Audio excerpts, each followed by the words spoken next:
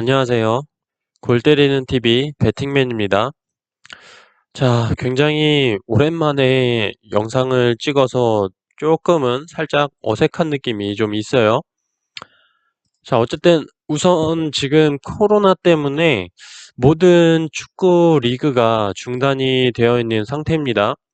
그리고 아마 거의 모든 분들이 지금 4월에 축구가 재개될 것으로 예상을 하고 있고, 그에 따라서 4월에 모든 축구 리그들이 다시 시작을 한다면 아마 K리그가 축구 승무패에 14경기에 들어오지 않을까 싶습니다.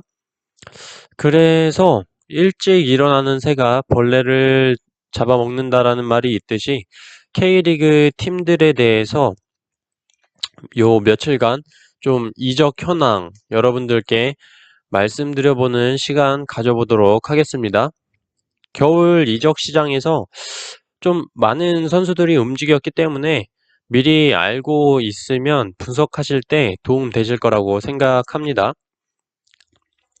자, 우선 첫 번째로는 지난 시즌 승점 1점 차이로 정말 아슬아슬했죠.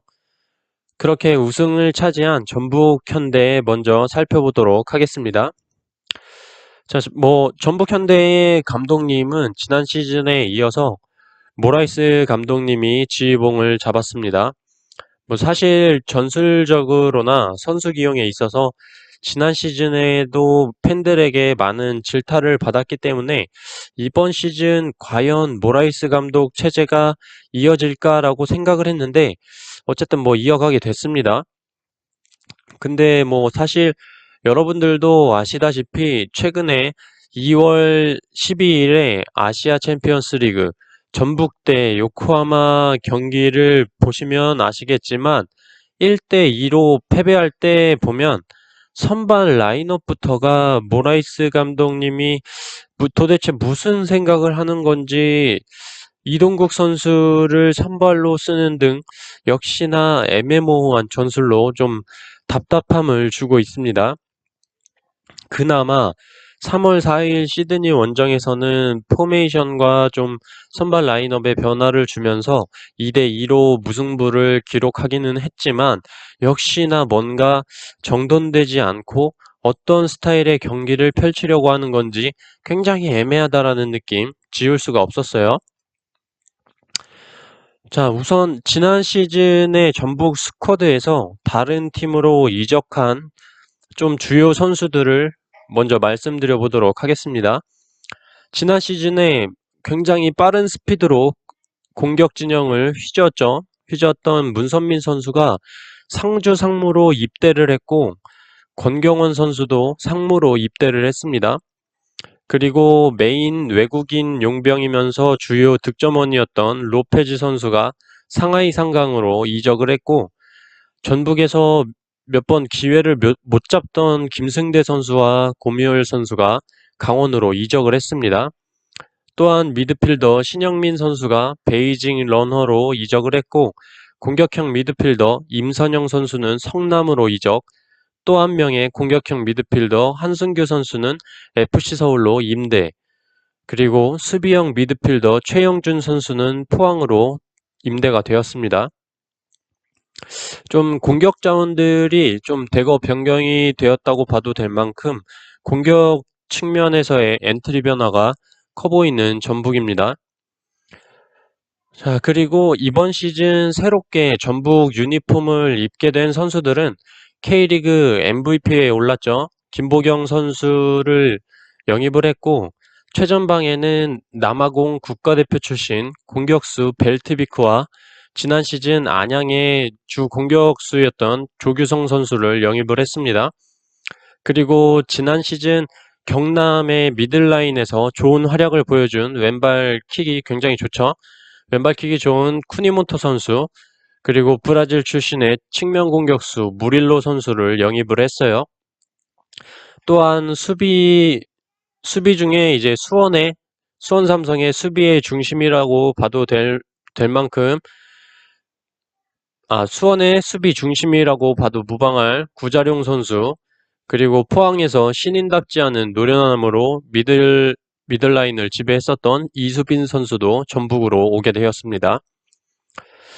자, 이렇게 이적한 선수들과 영입한 선수들을 보면 나간 선수도 많지만 영입한 선수들도 막강하다고 보면 될 것 같아요. 하지만 앞서서 말씀을 드렸듯이 아시아 챔피언스 리그 요코하마와 시드니와의 전북 경기를 보면 옛날 전북의 그런 닭공 축구는 온데간데 없어 보이고 전술이 굉장히 애매하다라는 생각밖에 들지를 않고, 특히나 측면 공격이 문선민, 로페즈 이 조합만큼의 파괴력이 보이지 않는다라고 보입니다. 그리고 미들라인에 새로 영입된 선수들도 아직 리그가 시작되지 않아서인지 쿠니모토, 이수빈, 김보경 선수의 서로 어떤 역할을 담당해서 할지 제대로 정해지지 않은 모습이었어요.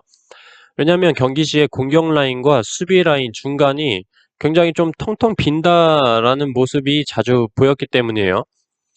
이러한 점들을 잘 보완해서만 나온다면 전북의 선수 개개인의 능력치만큼은 상당히 좋은 편이기 때문에 다시 한번 우승에 도전할 수 있지 않을까 싶지만, 개인적으로 이번 시즌 전북의 우승은 조금 어려울 것 같다라고 말씀을 드려야 될 것 같습니다.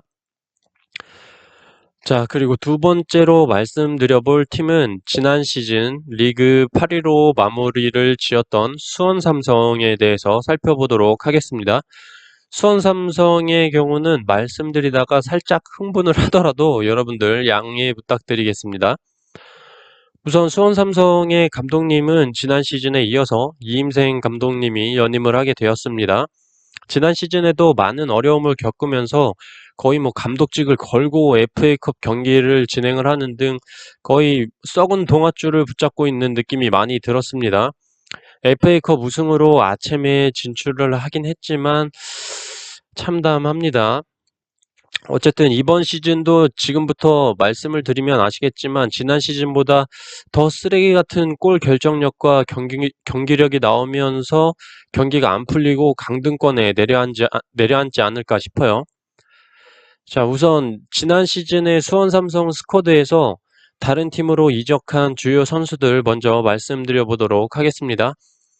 팀에서 일단 출전의 기회를 받지 못하던 대한 선수가 대구로 이적을 했고, 근데 사실 대한 선수는 이제 은퇴하는 게 낫지 않나 싶었는데 대구에서 또 영입을 하더라고요. 자, 그리고 공격수 유망주로 커온 전세진 선수가 상주 상무로 입대를 했습니다. 그리고 박은익료 선수가 자유계약으로 풀려났고, 굉장히 파이팅 넘치는 수비를 자주 보여줬던 신세계 선수가 강원으로 이적을 했고, 수비의 중심이었던 구자룡 선수가 전북으로 이적을 했습니다. 수원 삼성은 전체적으로 수비적으로 선수 이탈이 좀 전력상으로 커 보입니다. 자, 그리고 이번 시즌 새롭게 수원 삼성의 유니폼을 입게 된 선수들은 캐나다 국가대표 출신 수비수 헨리 선수와 전북의 명준재 선수, 보스니아 리그에서 좋은 모습을 보여준 크르피치 선수가 영입이 됐고, 그리고 상주 상무에서 엄청난 활약을 보여줬죠. 김건희 선수가 전역을 해서 수원 삼성으로 돌아왔습니다. 그리고 타가트 선수가 원래 중국으로 이적을 하려고 했는데 코로나 사태로 인해서 한국에 남겠다고 해서 이적을 하지 않았습니다. 이렇게 수원 삼성에서 이적한 선수들과 영입한 선수들을 보면 이적해서 나간 선수들의 자리를 어느 정도는 잘 메워줄 것으로 보입니다. 하지만 지난 시즌 수원 삼성의 경기력을 메워봐야 의미가 없다고 생각을 해요. 지금 수원 삼성의 상황은 메워주는 게 아니라 쌓아줘야 되는데 그런 영입이 없어 보입니다. 사실 크르피치 선수가 보스니아 리그에서 많은 골을 기록했다고는 하지만 딱히 인상을 줄 수 있는 모습은 아직 수원 삼성에서 비셀고베전에 잠깐 타가트와 교체돼서 나온 게 전부기 때문에 아직은 보여주지 못했다고 생각을 합니다. 아침에서 보여준 경기력에 대해서 잠깐 얘기를 해보면, 비셀고베전에서는 명준재는 돌파나 크로스면에서는 굉장히 좋은 모습을 보여줬다고 생각을 하고, 사실 타가트가 지난 시즌에 비해 왜 이렇게 감각이 떨어져 보이는지 모르겠습니다. 비셀고베전에서도 그렇고 조르와의 경기에서는 거의 뭐 개발 슛이 정점을 보여줬어요. 원정에서 날씨가 더운데 문신을 손목까지 덮고 있어서 더위를 다른 선수들보다 많이 타는지 결정력이 너무 떨어져 보였고, 염기훈 선수는 언제까지 도대체 선발로 쓸 건지 이제는 좀 쉬면서 교체 멤버로 좀 쪼커로서의 활용을 해야 되지 않을까 싶습니다. 내일 모레 마흔인데 경기할 때마다 선발로 나와서 활동량이 너무 떨어져 보여요. 그리고 새로 영입된 헨리 선수는 국가대표 출신 수비수답게 제공권, 그리고 뭐 커트, 자신이 실수했을 때 그 실수를 방어하는 능력 되게 괜찮아 보입니다. 자, 그리고 다만 공격 상황 시에 볼을 뺏겼을 때 역습이 들어오는 팀들에게 지금의 전술로는 너무나도 취약한 모습을 보여줄 것 같아요. 수원 삼성의 공격 시에 공격과 수비 라인을 좁혀서 수비 라인을 올리는 건 좋은데, 수비 라인이 너무 올라가 있어서 한 방에 공수 전환이 되면 빠른 역습을 하는 팀들에게는 뒷공간을 그대로 노출하는 모습을 보여줄 것으로 보입니다. 결론적으로 이번 시즌 수원 삼성은 지난 시즌에 비해 더 좋은 성적을 거두기는 어려울 것 같다라는 개인적인 생각입니다. 어쨌든 시즌이 시작을 해봐야 알겠지만 동남아 팀인 조르다룰 탁짐에게도 패배하는 현 상태의 경기력으로는 답이 없어 보인다라고 보입니다. 그리고 이임생 감독님이 경기 후 기자회견에서 여러 가지로 쉽지 않은 환경이 선수들 플레이에 영향을 미쳤고 악조건이었다고 말씀을 하셨죠. 제가 이 경기 할 때 유튜브로 라이브 키고 여러분들한테 말씀을 드렸었죠. 수원 삼성이 이길 수 없을 거라고 말씀을 드렸었고, 경기 전에도 어떤 분이 댓글로 수원 삼성이 이길 것 같냐고 물어보셔서 수원 삼성이 이기는 건 힘들 거라고 답변을 드렸었습니다. 그리고 경기에서 지면 무조건 비행 시간이 길었네, 날씨가 더웠네 얘기할 거라고 미리 말씀을 드렸었는데, 역시나 환경이 좋지 않았다는 말을 하셨죠. 제가 과거에 수원 삼성의 팬이라면 팬이었기 때문에 최근 수원 삼성을 보면 정말 안타까워서 좀 이런저런 아쉬운 말을 했습니다. 자, 이렇게 일단 오늘 K리그의 전북 현대와 수원 삼성 두 팀에 대해서 여러분들께 말씀을 드려봤고, 다음 시간에도 두 팀 혹은 세 팀 정도로 추려서 여러분들께 말씀드려보는 시간 가져보도록 하겠습니다. 뭐 지금 코로나로 인해서 K리그 시즌이 연기가 되고 있는 상황이라 답답한 마음이 많은데 빨리 해결이 돼서 축구 경기 즐길 수 있었으면 좋겠습니다.